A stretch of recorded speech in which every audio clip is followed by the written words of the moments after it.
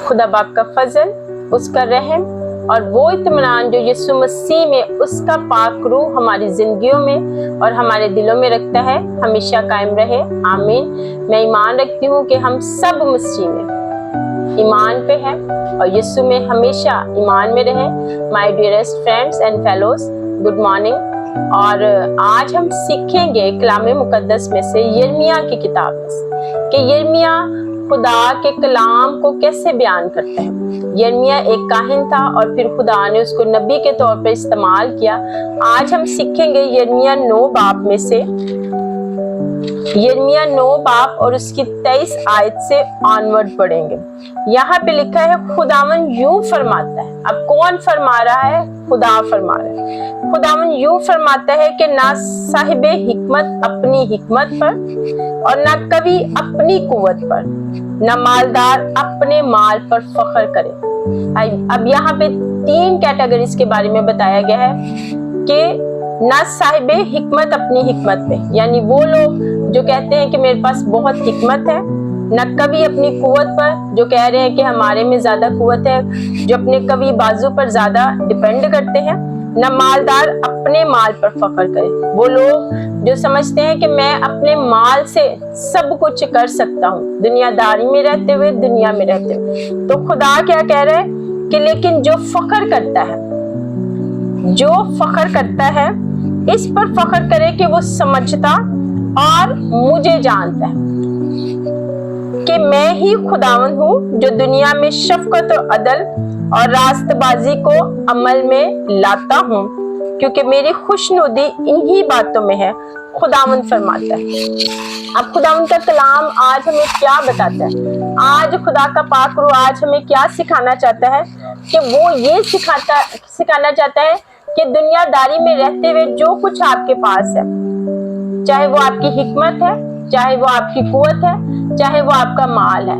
Sometimes हम अपनी knowledge पे डिपेंड करते हैं, समटाइम्स हम अपनी दुनियादारी की जो चीजें हैं हम उन पे डिपेंड करते हैं और हमारा फख्र बनती है वो चीजें जो कि दुनियादारी से बिलोंग करती है।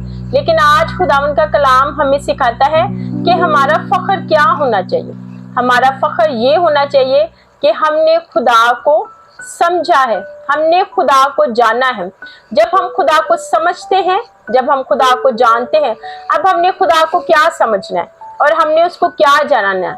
हमने उसको समझना है अपना मालिक, हमने उसको समझना है जिंदा खुदा, हमने उसको समझना है कि वो कादिर मुतलक है, हमने उसको समझना है कि वो यहोवा यरी है, हमने उसको समझना है कि वो मुबारक खुदा है।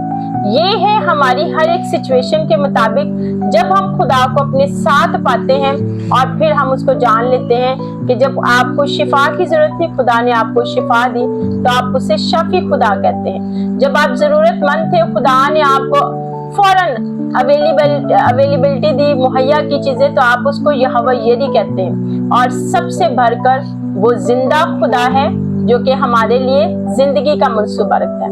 ये है खुदा को समझना। और आप उसको क्या जानते हैं? आप उसको कैसे जानते हो? आप उसको जानते हैं मसीह के जरिए से। जो मोहब्बत उसने यीशु मसीह में हमें दिखाई है, हम पर जाहिर की है, हम उसको जान चुके हैं, हम उसको समझ चुके हैं कि खुदा हमारे से किस कदर मोहब्बत करता है कि उसने अपना बेटा हमारे लिए दे दिया।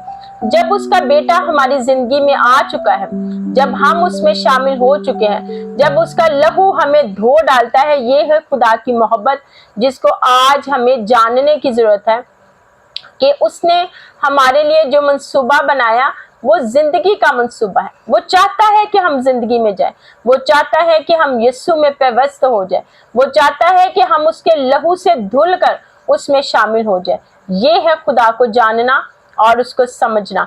जब हम खुदा को जान जाएं, जब हम खुदा को समझ जाएं, तो कलाम बताता है कि ये उसकी खुशनुदी है। खुदा खुश होता है कि जब हम उसको जान चुकते हैं, जान जाते हैं, जब हम उसको समझ जाते हैं कि उसका हमारे लिए मंसूबा क्या है, उसका हमारे लिए क्या प्लान्स है, वो क्या चाहता है कि हम दुनियादारी को छोड़ कर उसमें शामिल हो जाए ताकि उस अबदी मंसूबा में शामिल हो जाए जो यीशु मसीह हमारे लिए रखता है, जिसकी वजह से उसने अपनी जान दी, जिसकी वजह से उसने सलीब का दुख सहा, जिसकी वजह से उसने अपना लहू बहाया ताकि उसका लहू हमें धोए और हम उसमें शामिल हो जाए। आमीन। अब यहाँ पे लिखा है, इस पर फख्र करो कि वो समझता और मुझे जानता है और कि मैं ही खुदावंद हूँ, कि वही जिंदा खुदा है, वही अंजील का जिंदा खुदा है जो बड़े और अजीब काम करता है। वही खुदा है जो नामुमकिनात का खुदा है। वही खुदा है जिसने हमें जिंदगी में शामिल कर लिया, जो दुनिया में शफकत और अदल और रास्तबाजी को अमल लाता है, क्योंकि मेरी खुशनुदी इन्हीं बातों में है। खुदावंद फरमाता है, खुदावंद फरमाता है कि मेरी खुशनुदी इन बातों में है कि आप किसी और चीज पे डिपेंड ना करें, आप किसी और चीज पर फख्र ना करें, बल्कि आपका फख्र ये हो कि आप खुदा में हैं। आपका फख्र ये हो कि यीशु आपका मालिक बन गया है। आपका फख्र ये हो कि अब आप उस मंसूबा में शामिल हो चुके हैं जो मंसूबा उसने बनाए आलम से हमारे लिए तैयार किया। अब खुदा की खुशनुदी ये है कि हम अपने होंठों को खोल कर उसकी सिताइश करें। अब खुदा की खुशनुदी ये है कि हम कौमों में जाकर उसके नाम को बुलंद करें और उसके अजीब कामों का बयान करें।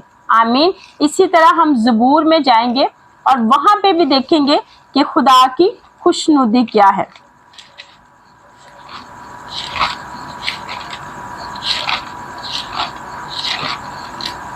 ज़बूर 51 में, ज़बूर 51 और उसकी 15 आयत में लिखा है, ऐ खुदावन मेरे होंठों को खोल दे तो मेरे मुंह से तेरी सिताइश निकलेगी, क्योंकि कुर्बानी में तेरी खुशनुदी नहीं, वरना मैं देता सौक्तनी कुर्बानी से तुझे कुछ खुशी नहीं। शिकस्ता रूह खुदा की कुर्बानी है। ऐ खुदा तू शिकस्ता और खस्ता दिल को हकीर ना जानेगा। यहाँ पे ज़बूर नवीस हमें बताता है कि ऐ खुदावन मेरे होंठों को खोल दे तो मेरे मुंह से तेरी सिताइश निकलेगी। मेरे होंठों को खोल दे तो मेरे मुंह से तेरी सिताइश निकलेगी,